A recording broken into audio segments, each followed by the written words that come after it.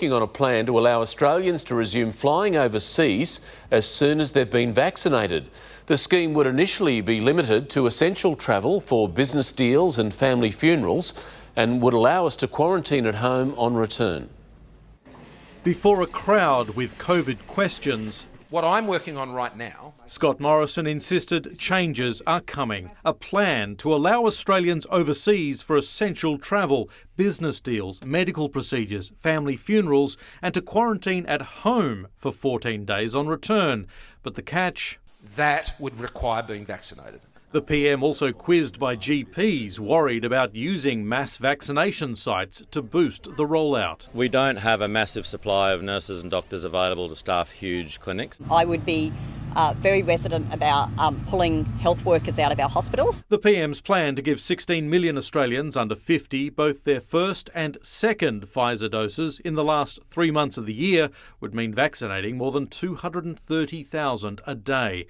A more immediate concern, daily vaccination numbers took an immediate hit after Thursday night's bombshell AstraZeneca announcement, and despite the usual weekend dip, haven't recovered to last week's record highs. And I think it's created a furore which is actually unwarranted. These are still fantastic vaccines. For now, COVID restrictions are still easing. On all public transport from Monday, seat spacing ends. Passengers again encouraged to sit together and only distance if standing. So you'll be able to sit anywhere, but the green dots are staying. Transport officials say it's just too big a job to remove them all, and they want to keep them just in case we need to go back to those rules. Anticipating confusion, I'd ask customers to be polite and realise this is health advice. You can sit together now, it is important. They are still yet to remove those stickers still warning of fines that no longer apply. Some passengers wary of the change. After being grounded for more than a year, tonight we are getting a clearer picture of what a return to international travel will look like. The aviation sector rebounding faster than expected, with airlines adding more jobs, flights and destinations. However, a warning as well that economic gains are at risk if Australia's borders don't open soon. Ticking back into life.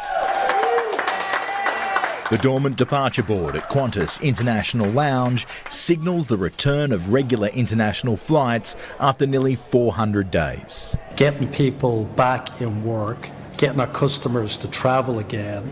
The long wait to head to the land of the long white cloud now over, other ports on the horizon.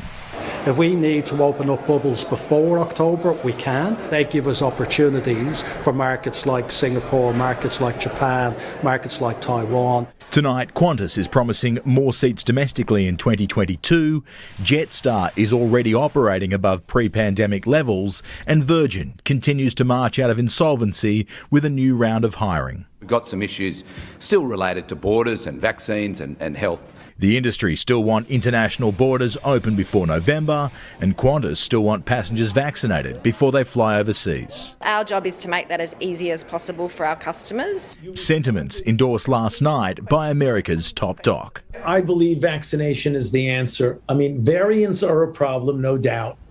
But we are fortunate. With the first flights back on the board internationally, the Qantas boss wants to see more international routes open up and is encouraging the government not to be conservative when it comes to making deals. We're seeing other countries already starting to open up, and I think there's a real danger to our economy.